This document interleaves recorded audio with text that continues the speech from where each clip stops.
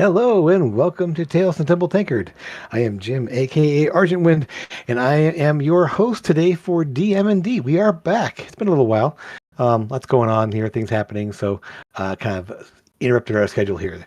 You know something a little bit different today? Today we actually have a special guest there. Say hello to Nans there. Hi We are going to guys. be talking about Nans has been our long-time DM. Probably the I would say probably the most active DM on our server, specifically within the server itself. There, you run how many campaigns? Two full campaigns, right? I have two full campaigns and am currently building a second or Okay, third. Yeah, because the two yes, run inside of the same situation in the same side of the world. gotcha. And you also going to be running probably. I think you also run more one shot as well. I do have I run one every month, so I think I am the most runningest DM as far as a server goes. Yes, that would be Yep, probably yep. accurate. So, so yeah. I couldn't think of anyone better that's run more than anyone on our server. And so today we're looking at creating one shots you might run, some things to consider when deciding to run a one shot. And I'll be doing as well. And of course, as always, if you're go ahead and say hello out there in the chat land. Somebody Um, there. Always happy to hear and see from you. That's a better way to say that. Anyway, um, so in talking quick introduction here, and what we're talking about is a one-off adventure, typically a specific scenario planned for one session. Occasionally a one shot will grow into something a short, almost like mini series kind of thing, but think of a one shot as a movie. It is, you have an introduction, you've got bringing your characters together, setting forth the problem, letting them loose on the situation, and eventually having to coming to a conclusion. And so it's really a matter of getting it all contained into one period of time. And so, I guess first questions to throw out here is what of the one shots you've run, and actually, what sort of one shots have you been running? I would say I've that. I've been running themed one shots. I take the theme of the month, like we just had October, so I ran a Headless Horseman type one shot. I will say though, most of my one shots, if not all of them, are pretty RP heavy.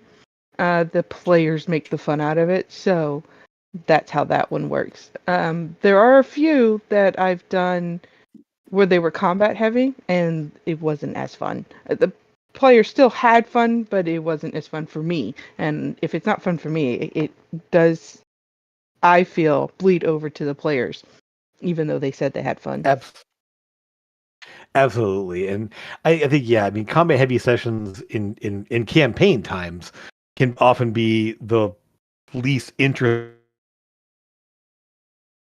in terms of watching and or sometimes playing. I mean, Hmm. long running combats, unless they have a into character and having fun. So yeah, I can totally see that. And so yeah, you've had your obviously a Halloween one, you had Easter ones, you Huh? had what's been your favorite? Yeah, have one that stood Um, out to you. It was a blast, so much fun. we just did one recently. It was just after our hide and seek game.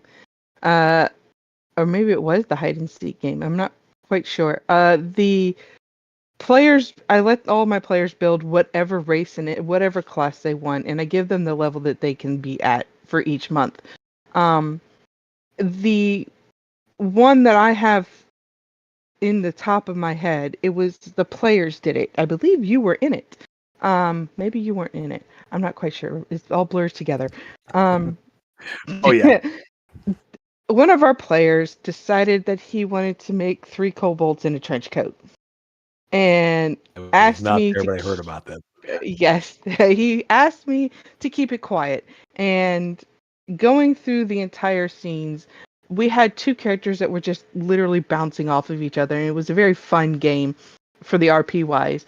And this player who made the Cobalt asked me not to say anything, hadn't discussed it with the group, hadn't said anything during the entire 3.5 hours that we had been playing, to then all of a sudden, hey, I'm gonna do the thing, and I need a duplicate of my token.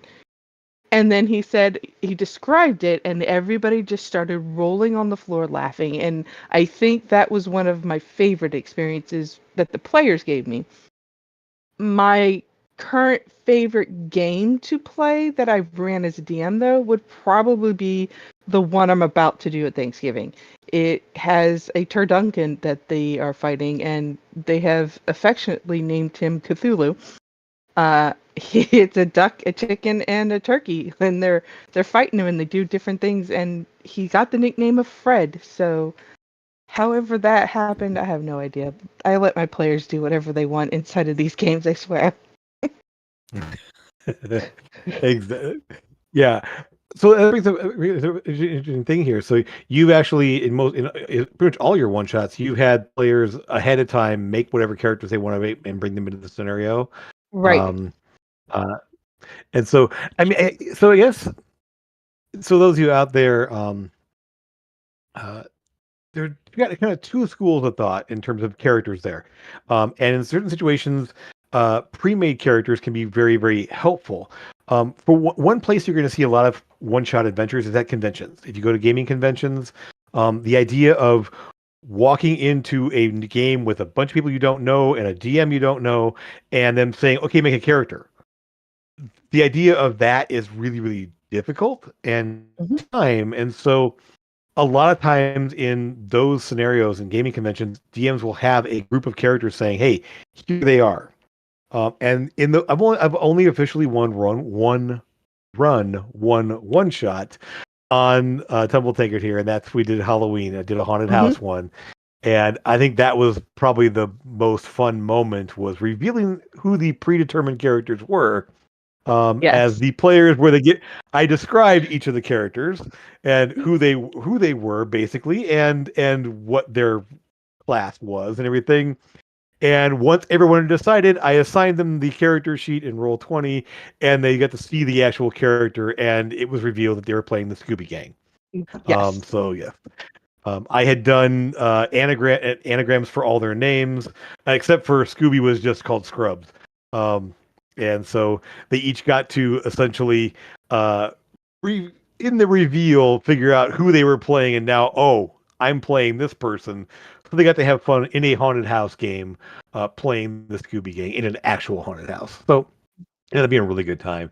But that's a scenario where, again, those predetermined characters kind of it takes away some of the time and effort in putting together a cast of characters, a group of players, and just jumping into the fun.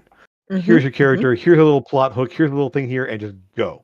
So, um, have there been any situations where you wanted to maybe consider doing a predetermined character? Is part of the fun for you just seeing what crazies they come up with? Part of the fun is seeing what kind of craziness they come up with because if the world hasn't known it yet, I have so many different classes and races available on Roll20 for people to play with the 700 new spells that I just added into it.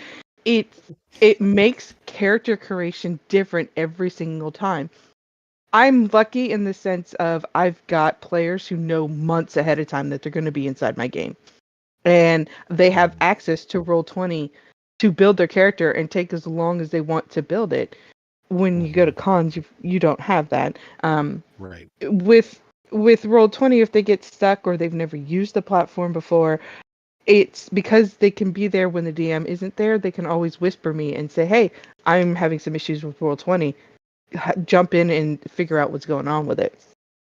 Gotcha. That I makes sense. I also like it like so they build their characters and their classes, their race, and their backgrounds, but I put their armor and weapons on. Okay. So based off of what they build, I then go in and because I am a new DM, I've only been DMing for like 4 or 5 years now, so What? I don't know what all. Yeah, it's not a long time. Um, Yeah. the I go online and do some research into this is the class that they've picked, this is the race that they picked, what is one of the best weapons or armor pieces that they could have. And 90% of the time there's a whole list of different things that we can apply. And then I just pick and choose which makes it. So while they have the freedom to create their character. They don't have the freedom to pick their weapons and armor. I give that to them. Okay. So saves a little bit. Yeah, having not have to worry about equipment and everything else too. Um, one other thing to consider too is based on your scenario. I mean, I part of the reason for predetermined characters, I wanted to have the reveal of the Scooby Doo Mm-hmm. cast. Um, but I also wanted to make sure. So in a haunted house game, a role in a game where you're going to be having ghosts and zombies and other horror like undead kind of things, to have someone saying, "Oh, we're playing in a haunted house. I'm playing a cleric. Oh, I'm playing a paladin." Well, now you Right. totally invalidate a lot of the encounters as you have these people that are designed. Or I'm going to play an undead hunter ranger or an undead hunter, undead blood hunter. I mean, or characters that focus around that. Well, that obviously gives them a major edge, and it's harder to balance encounters when people have all of the things they need to just dismantle your plans.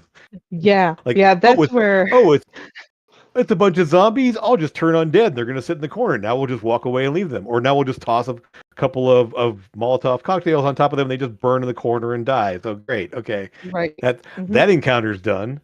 So yeah. So it allows Taylor make some things and then to plant some fun little seeds in them as well. You can do that with your equipment, but also you can do it with character classes and everything else too. So Hmm. yeah. What were you gonna say there? Yeah. Yeah, so I see what you're saying. Like, paladins, clerics kind of ruin an undead game. It totally demolishes the whole point of playing the game. But at the same time, this is where the balance of how much combat do you want to have? Oh, True. somebody's going to be bringing a cleric or a paladin. Bring a little bit more undead. Have a second wave True. pop out of nowhere. Yeah. Hmm. I know that I've just recently have learned how to do like environmental traps. You're inside of a cave.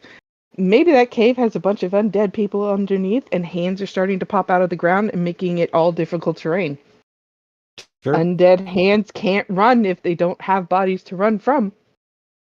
So Very you true. slow them down just enough to get to the next part. There's all different kinds of things that can be done if a cleric or a paladin gets put into that type of situation. Very true. Uh, you bring up a really good point here. I think one thing in one shots, a lot of times it's not about the plot. It's not about it's about the setting. It's really you focus more on what do you see, what do you do, what fun things are you thrown in the middle of Hmm. that makes things a big deal. So rather than trying to worry about like, well, here's the whole story behind what's happening, it's like no, it's a fairly simple thing. Go in and do it, and just add in all the cool set pieces, all the weird traps, environmental effects that make things more complicated without having to add a whole lot of extra story and fluff to it. Right. Yeah, Yep. yeah.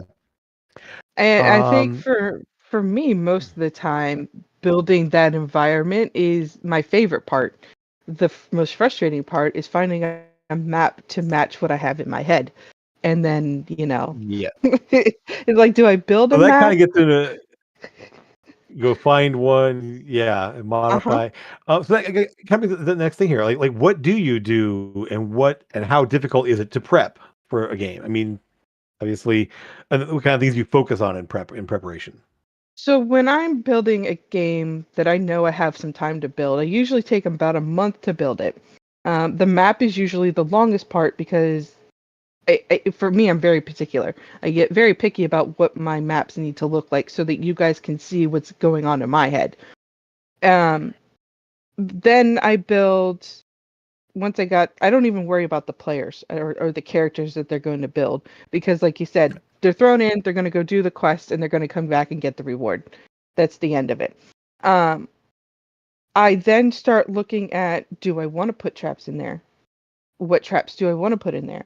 If I don't put traps in there, am I going to make the monsters heavier? and have different things on them, or do the players have to then collect items off of the monsters in order to get to the next area? I believe there was a few one shots I did where they had a trap that was also a maze they had to get through, and if they did not jump on the right tile in the right order, they fell down the black hole of despair. And the first time it happened, they were so scared to do so that it took longer than I expected for them to get through that maze because they were so Yeah. afraid to fall down. So, you know, Yeah. it's it's also knowing that, okay, so that part took too long. The next scene that I had set up, it wasn't that much. It was just a slight combat. Skip it all together. We go to the next one. You Yeah. have to be willing to let go of some things because you're strapped for time. Yeah. Exactly. And so it kind of gets in the two issues there. So prep almost ends up turning into the part of the pacing. So you can prep for, here's some extra encounters if we need them, but we can just scrap them if we don't. So you have to kind of decide in your prep, like, this has to happen, this has to happen, this is the ending.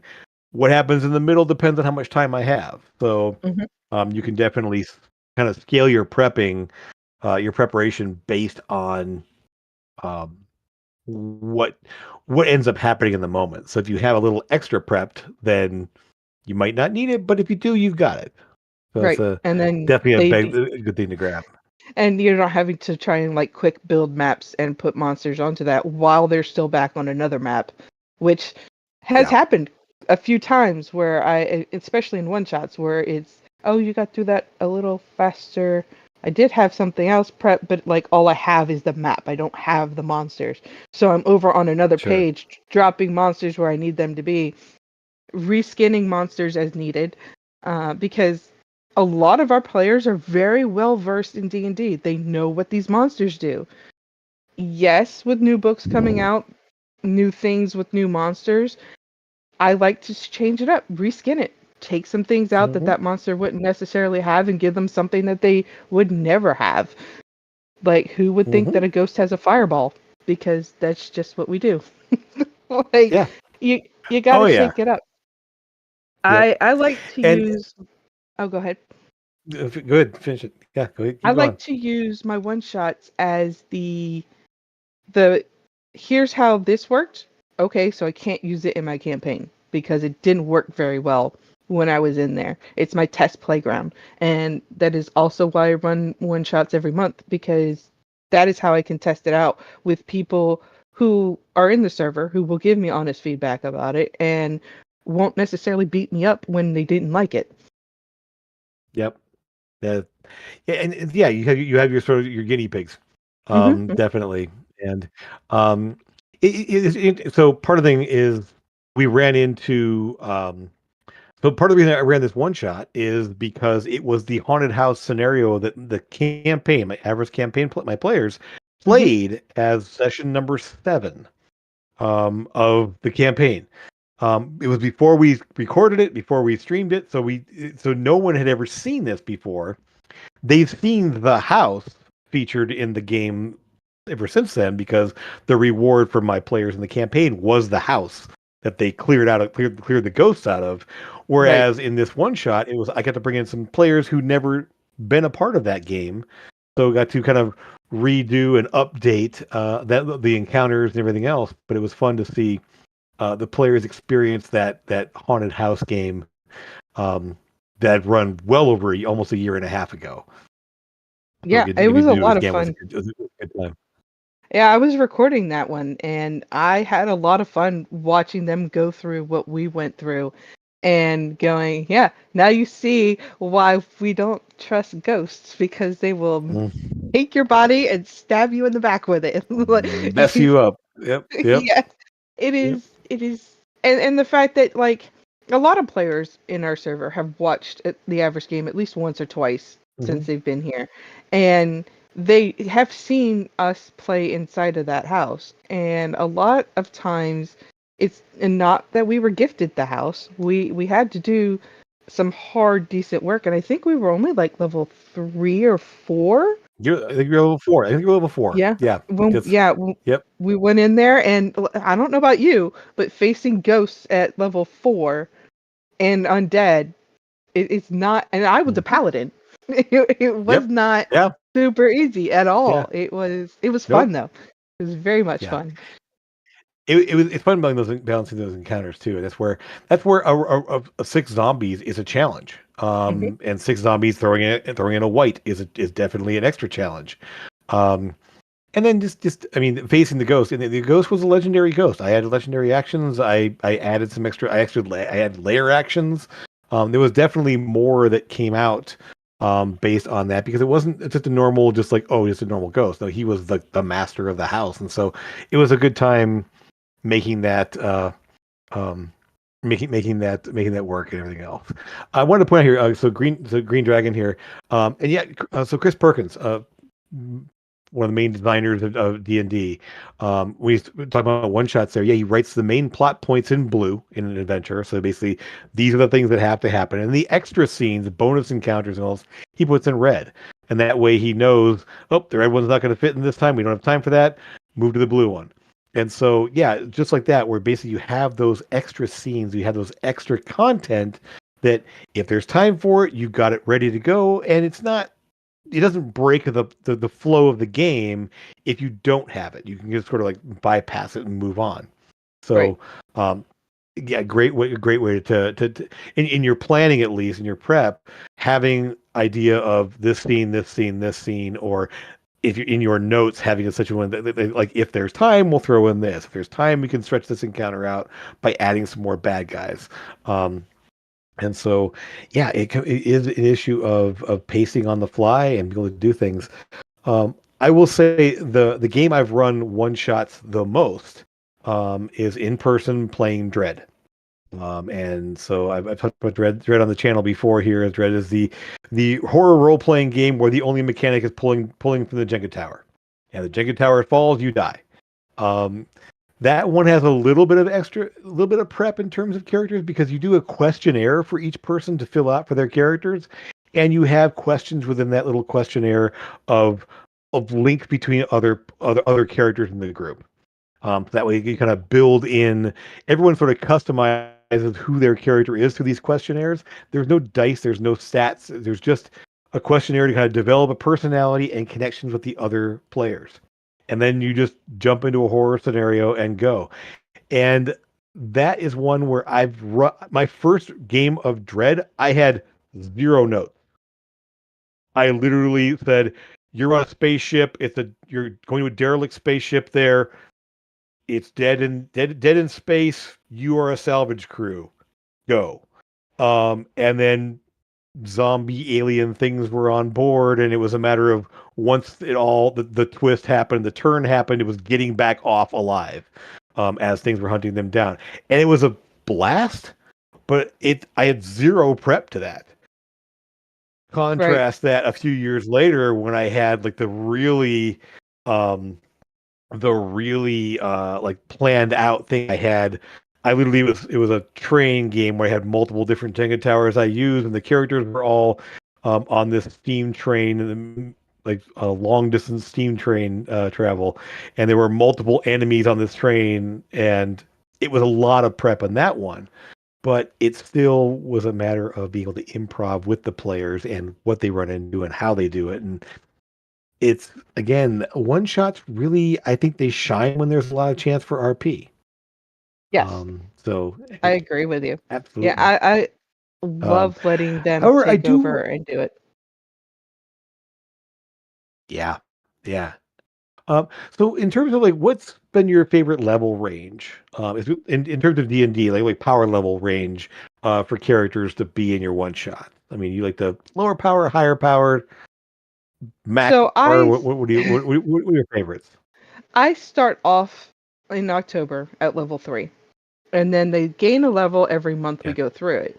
But I would say my favorite is probably 8 to 10 starting level, because by that point they've got a few feats under their belt, they've got some class abilities pushed through, They've got ability score improvements if they chose to take that instead.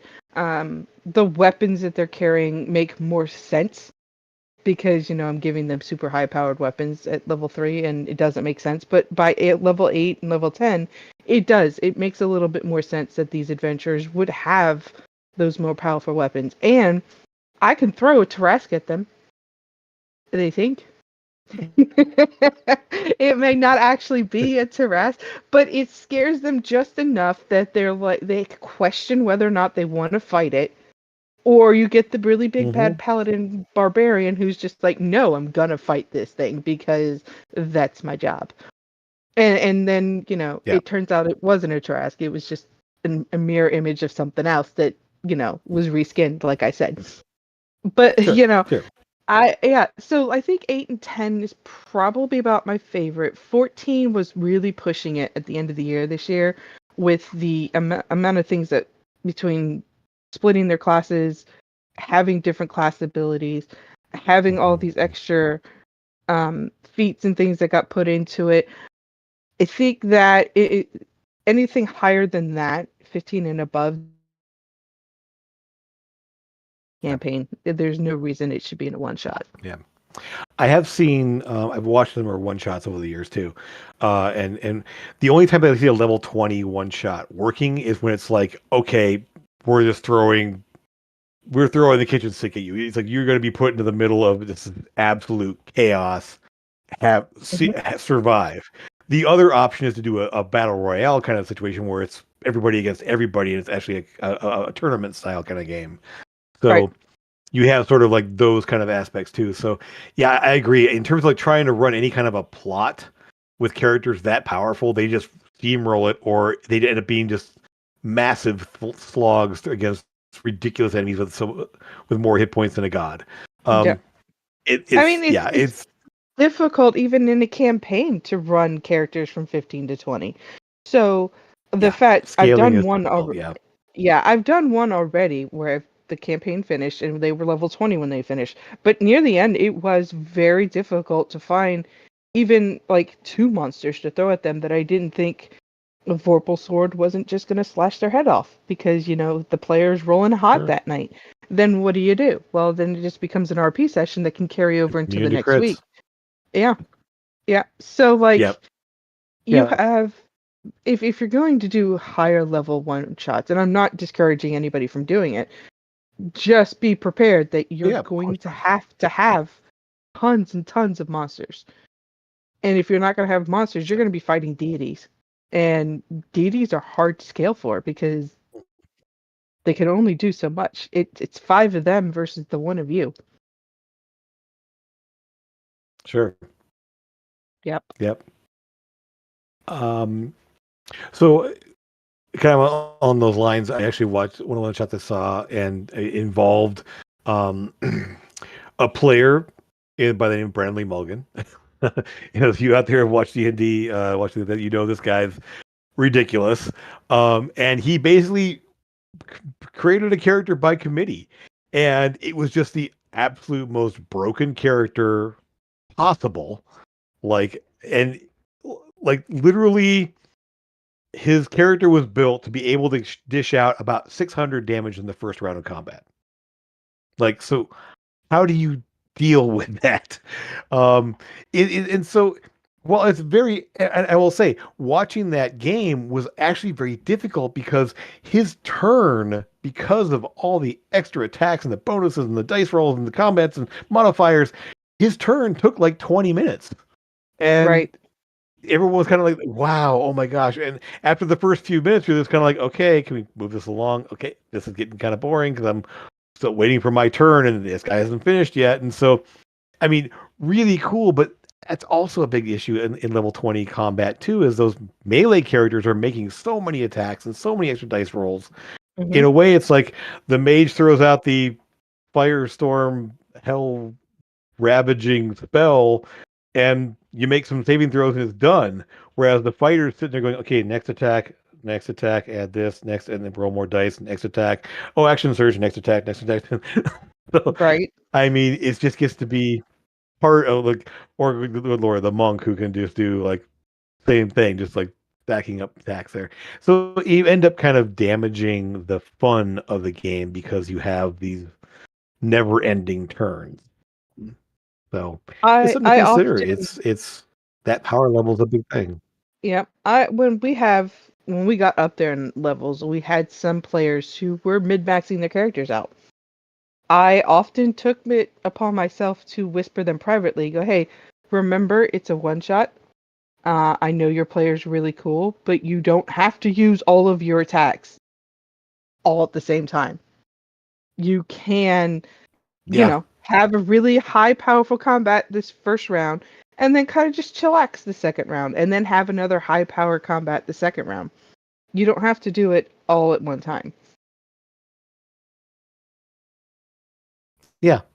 You don't need to unload the kitchen sink in the first round. Yeah, Yep. I've yeah. told my And players to like, it it's oh, your one shots are where you go to test out your players, your characters that you have in your mind, because it's the same place as me. I'm going to test out my things to be able to see how well it works.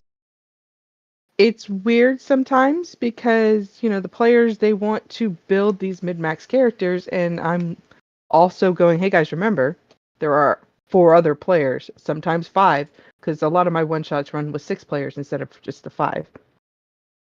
So it's like, remember, you still do have to be the decent person and share your screen time.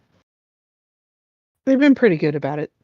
yeah, yeah, yeah. It's tricky because yeah, people want this is their chance to throw the crazy Hmm. build they've always wanted to do, and sometimes those things can take a while to get through. So, but yeah, it's a good thing to remind them that hey, we're all here, like, and hopefully the players you have in there, if you know them, obviously, you have a chance to be able to do that, Yep. um, and and hopefully they cooperate. Uh, so I do apologize. I'm having some little network blips here, so if you see me cutting in and out a little bit there, I apologize for that. I'm watching my students going like this, and so we'll see if it hopefully doesn't go too crazy on us. Um, So I know there's some folks out there in the chat there. We are at the halfway point here, so definitely throw some questions out there or any extra comments you want to throw. Feel free to for one or both of us. We will. I do have some more questions and stuff. But a question for you out there and question for you there is, what's your favorite type of content to have in a one shot? Um, it's there's I mean horror, comedy, crazy high adventure, questing. What is your favorite content? Um, Mine is more the stuff that I can make out of my head and put down on paper.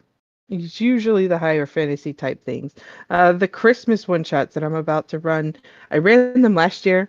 The players thought it was the funniest thing when I said Santa Claus opens up his cape, and inside of his cape there are frozen gnomes sitting inside of it that he then kicks, punts into the party and explodes like ice knife. Coming up with the theme type things, I think it's really fun to do those and play off of that. Um, I don't know, like I do a lot of research on Dungeon Master's guides to thumb Mhm. through there and see what other DMs have come up with, and I pull a lot of my inspirations from them. And Excellent. I often use that. I don't like running the pre-made modules Yeah. because sometimes it just doesn't fit. It's fine if you're going to try and work it into a campaign, but it doesn't fit when you're just trying to do a one shot. Yeah. Oh, some of them they're scaled for multi sessions, and so the idea of trying to take something like that, and so trying to Hmm. make it all fit into a 4 hour slot or 5 hour slot, or whatever you have, whatever how many hours you happen to have. Um, I would say some of the things in one shots. This is a trap I've seen in conventions actually. Is trying to force the characters through the plot. Um, And I played in I think off the top of my head here 2 different games where I literally didn't need to be there. Like I Mm-hmm. sat down and the DM basically told us what we were doing.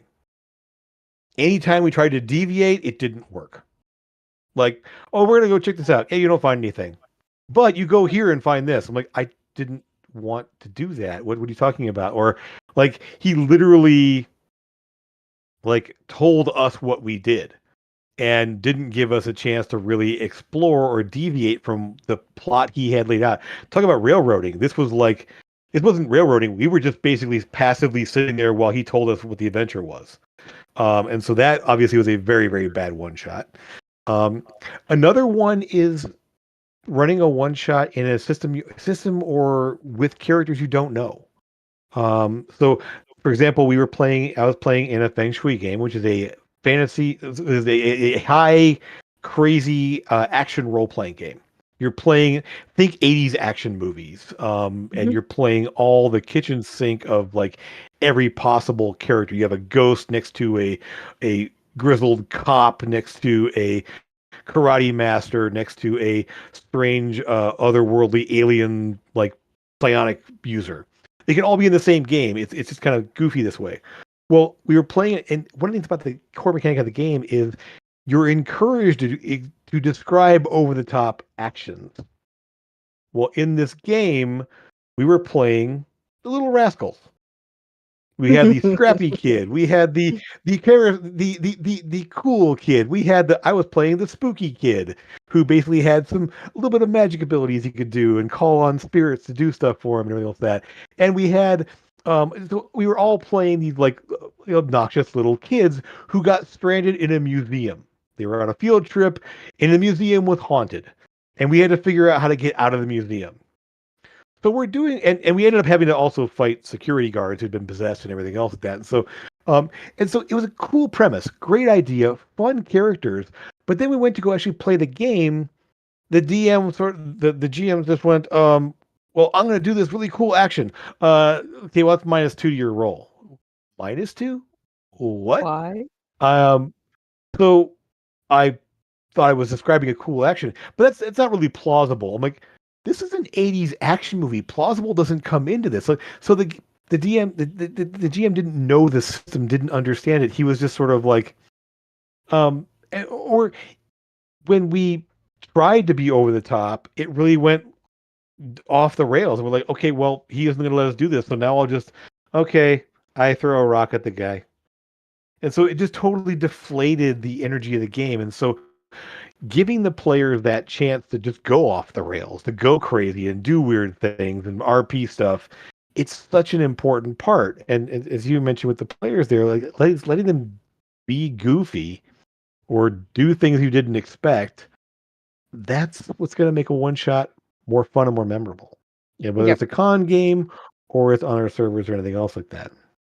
Um, so, uh, comment here. Quest from Dee. Thank you, Bernie.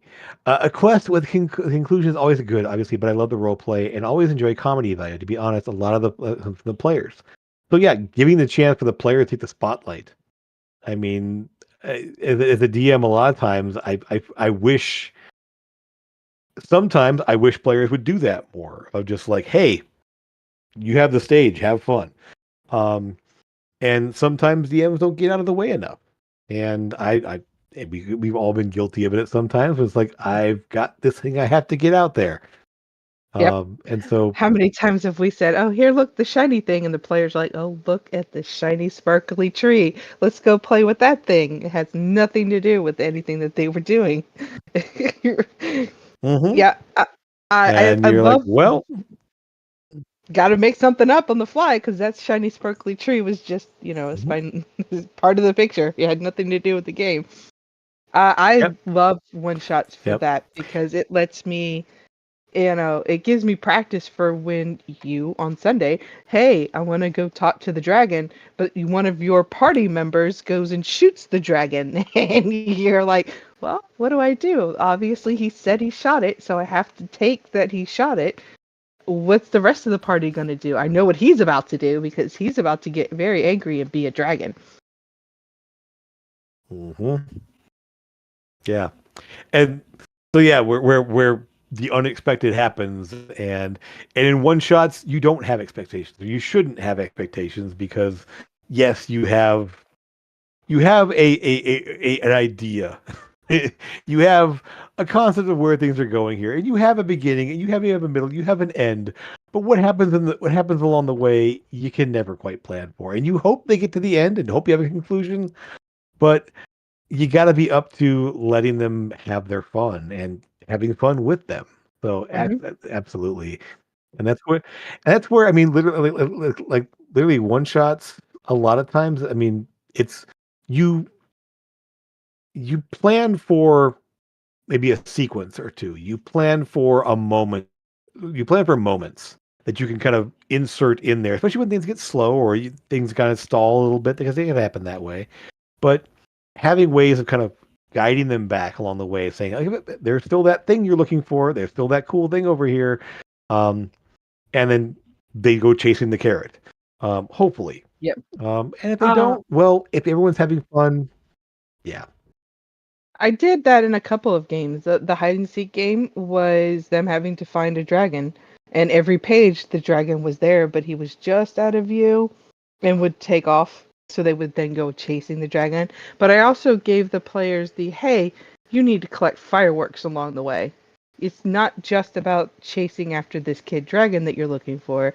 You're also collecting things, and if you just run after the dragon, you're not going to have the ability to get to him at the end. Yeah, that it's a lot of fun. It's a lot of yeah, balancing and going, what other tricks can I throw at them to make sure that they kind of hmm stay on the path, but still have the fun that they're doing. And I think yeah, talking to other DMs, to getting their input on it, even the players who are about to be in the game, you can sometimes ask them, be as vague as you can because you don't want to ruin it for them. sure, But you can ask them like, "Hey, if I told you you needed to collect X amount of eggs, would you go Easter egg hunting?" That was my Easter hunt. That's what they did for the one sure. shot on that one. They went Easter egg hunting, and at the end, they ended up fighting this chocolate bunny from the Feywilds. So like, and marshmallow peeps and all kinds of stuff. You know, Yep, it was fun yeah, while they were doing it. It yep, encouraged players to yeah. chase dragons. And don't try this at home, kids. Yeah, you know what we're talking about. I mean, no, or hey, this is Dungeons and Dragons. Go chase the dang dragon. Right? Go get it. So you're supposed to. That's the point. Um. So yeah, just yeah, the idea of being able to of a one shot, being that like freedom, it's a session of just pure play. It doesn't need to be a massive plot dump. It doesn't need to be a lot of um, like serious things. And it can be somewhat. Yeah, PTSBC peeps now. Yeah, that was brutal. Uh, Yeah, I you saw that will monster say before I those gave for it those to of him. you. I sure did. I think you get a couple extra ideas on that one too. Mhm, mhm. Um, so I will say this. If you are interested in checking out some one shots, we do have them all on our YouTube channel. Along with this video, will be there. You can find a lot of our one shots there, especially the holiday one shots and something there. If you're looking for some ideas, check those out if you like. Or if you're just looking for like just want to bounce an idea off somebody else there, um, as you mentioned there, just talk to your fellow DMs. Talk to your or if you've seen a one shot that was really cool and feel it, take it and tweak it, make it your own, obviously here. But there's nothing that says you can't reuse content and the idea of doing themed one shots. We had a number of Halloween one shots, We or did. two shots or whatever else that quite a few this year for the Halloween season, and they were all slightly different. They all had different kind of ideas behind them, but it was cool seeing all the different types of things, and it can happen at other times of the year too. Having a winter themed thing, having um, you've had a Valentine's game, you've had Oh, an the Independence Valentine's Day Day game. game, you've had the Easter games. Yeah, Yeah. I took Um, all the major American holidays, I should say, and yeah. made a theme about them. There were a Mhm. few that I was just like, I don't even know what I'm going to do. Like, I did not do a New Year's. I take January off. So it's like, how do you prep? Jim, how would you prep for a one shot that you're just building out of the ground and not using Ada Avarice? Um, I think I well, part of my favorite concept is to either take like a theme, like a movie. Um, I built a one shot. I never ran it. Someday I will, but it was around Big Trouble in Little China. It was Oh, that literally would I be made fun. the characters, and so and the fun part was I made everyone a gnome or a halfling except for Jack Burton who was human. So because everyone like he's a guy taller than everybody else at that. So Right? and the fact was that you had like the Little China was more just like, oh no, you were basically it was Big Trouble in Little Shire is what it was. And so it was a village of halflings who were having problems there, and here's this big old human like coming into this whole thing here. Um, so so other things like though, but just having a quick theme. I want to run a game with a certain. If it's in a holiday theme, it could be. I want to run a horror game that involves like werewolves. I want to run. It's easier. For me, like when I'm running Dread, I just pick a horror theme and just run Mhm. with that as the adventure. The last one I ran, um, was the weirdest one I probably ever ran because, and it all came. So again, Jenga Towers for Dread. I Mhm. found a Jenga mini set at the drugstore when I was leaving. It was about a couple weeks before the convention. I'm like, I haven't come up with a really good idea. Or it was before the convention, gaming convention. A good idea for this one shot yet. And I found the Jenga mini set, and it's about yay big. Um, it just super cute little tiny little blocks and this that. I went, well, the characters should all be small. The characters should all be toys. I'm running a horror Toy Story game. And so literally the player they all got to make which doll or action figure they wanted to play. And I actually it wasn't the doll or action figure. Their first question on the thing there was yarn for hair or buttons for eyes. And so Oof. that was like, and so that was their first thing. It was like, what kind of doll are you? You have yarn for hair, you have buttons for eyes, and then they had to build their thing, and so, their doll, and so we had the Barbie and Gidget, so the competing Barbie dolls were in there. We had the farmer doll who had the pull string. Um, we had it's a GI Joe action figure doll, and so they all got to play as toys. And what are horror things for toys? Well, a big spider. They're all little tiny, so a big spider is a terrible thing. Sorry, no spiders, I know, but um, the cat jumping up on the bed and knocking the dollhouse over, Mhm. falling the whole dollhouse falling off the bed, and them surviving the fall essentially. And then of course to the second act was fire, the house on fire, and having to survive getting out of like not getting burned up in the fire. So, but you come up with like the idea of a theme, and it could just be I want to run a high fantasy game where we're all elves and trying to cleanse a forest from a horrible necromancer. It just a quick thing of, and that could be saying, hey, you're all playing defenders of an elven realm, trying to keep a forest from being destroyed. Build your characters at this level, or you have a set of characters and say, who wants to play what? However you want to go there. So the idea that you can just kind of pick a theme, pick a concept, and just try it out. Um, and like you said there, sometimes you find fun mechanics or fun encounters you can then reskin to put into a campaign, if it was really cool. Or you take something that happened in your campaign and reskin it to be sillier, or scarier, or whatever else that, and turn it into a one shot. That Yep. works as well. hmm Um, I have any often wondered, Go ahead. like, if I was going to play in a one shot, which I don't because I run most of the one shots, um, what character would I be? And so I have in mind what I would want to be, and it's not a paladin. What would you want to be? The one shot there. Our friend, I'm not sure if she's listening or not, but Kira's one shot. We got to play my warlock character. Pusher. Well, Bulldozer was his name, but this is the idea of being able to push things around. I love to experiment with builds, and not so much min maxing, but more along the lines of builds that have always sounded fun. I've never got a chance to play.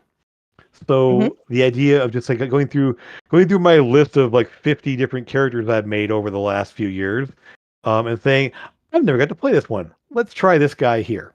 And just and then popping him in there. So I think for me, it's what haven't I had a chance to try yet? Or what's something I haven't really been able to be, or that really cool idea I never got to run, never got to play. So that's your opportunity as a one shot. If they give you the opportunity, go for it. We had a one shot at a convention where I got to play my insane barbarian battle rager dwarf, and I got to be just gross. I mean, his whole thing was spiked armor, spiked gauntlets, and spiked helm, and he would just run up to things, jump on them, and thrash around until they fell over dead. Just, I mean, it was gross and it was terrible, but it was a lot of fun just to be psychotic in a game. In the same game, we had my friend who was playing the satyr dwarf, or the satyr rogue, who had movable rods and use those as hmm acrobatics. So like, click the rod Nice. on, flip around, click it on, click it off. It's just absolute nuts. And then my friend came in with a very elderly sorcerer named the Tremendous Wang. And of course, you can imagine the puns that ensued. That the Tremendous Wang has no objection to the back door. Sorry, folks, but it he would always speak, and so that came out of nowhere, and we just made this goofy group of characters and had a few people, and the three of us came in as a group into this one shot at a convention, and the other three people at the table were just like, what is going on? Because we came in with these psychotic bloodthirsty dwarf, the crazy old sorcerer, and the absolutely unbelievably acrobatic satyr rogue. um and so again, character we all just wanted to give a try and threw it out there. So I mean, yeah, it's what haven't you tried? What's always sounded fun, but you never got a chance to do? That's where your one shots can shine, and just you can be a silly thing, it can be a crazy powerful thing.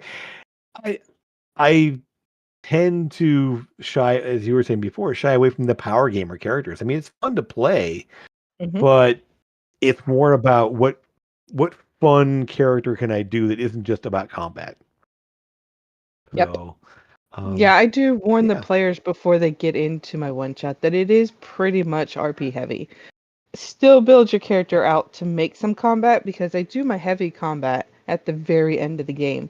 That way, combat is ended, they get their reward. Hello, good night, folks. Have a good day. Hope you had fun.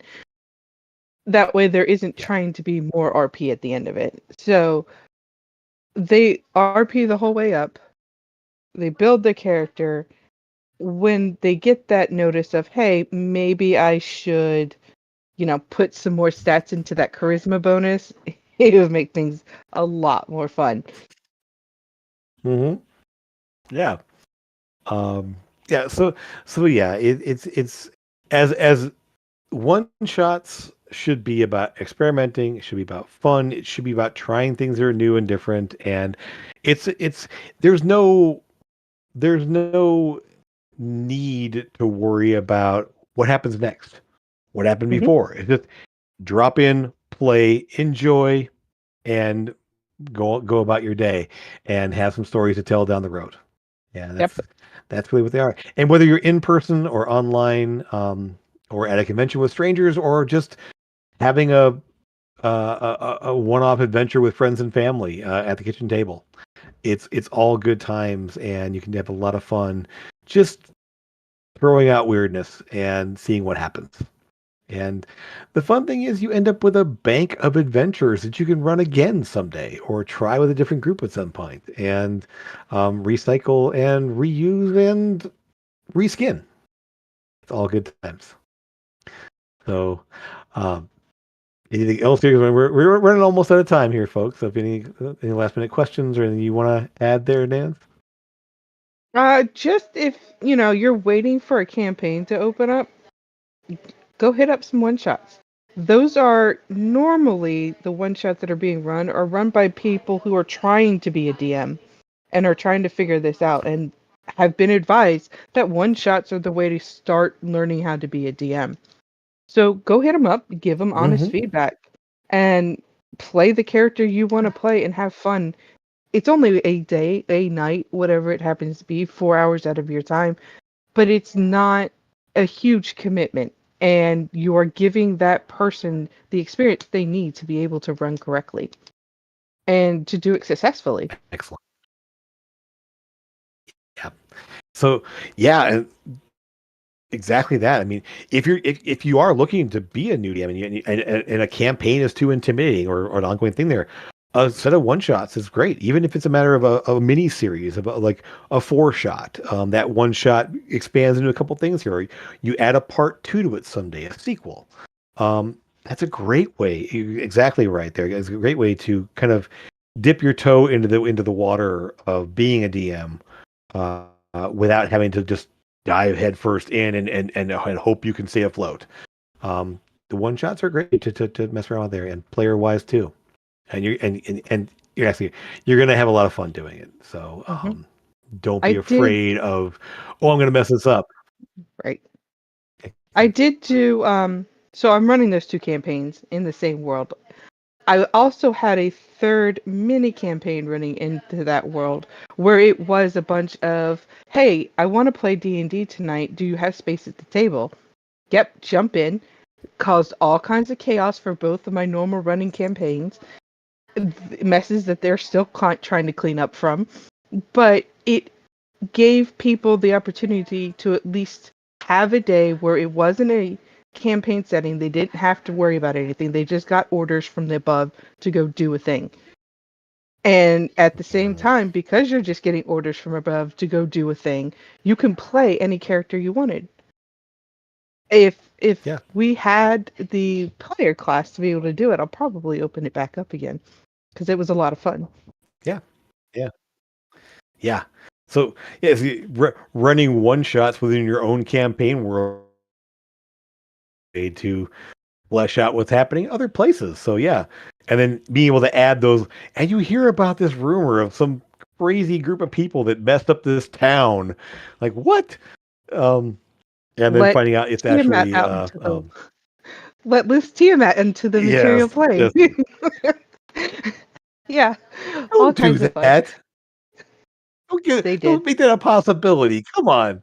Uh, Ah, um, Anyway, so yeah, if you're watching now, if you're watching in the future out there, yeah, Tumble Taker has quite a few campaigns running, and occasionally you will find open spots in those things, and but there's also a lot of one shots. If you just want to try, see what it's like. If you're brand new a player, if you're brand new to the server and just want to see what some other folks are like, you might meet some people that are really, really fun to play with, and you want to find other games to play with them.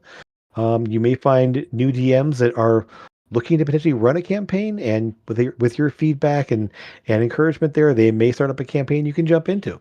So we always want to see more and more games and more folks playing, and so that's what we're here for.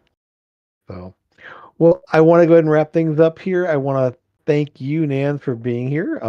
I would like to do more of this where we have guests, some of our other DMs jump in. You're definitely welcome back to jump in here. I do want to run in the future, set up some DM&Ds where there's a roundtable discussion, multiple people all kind of talking about a topic. And so, if you're DMs on our server and watching this, jump in and try it out.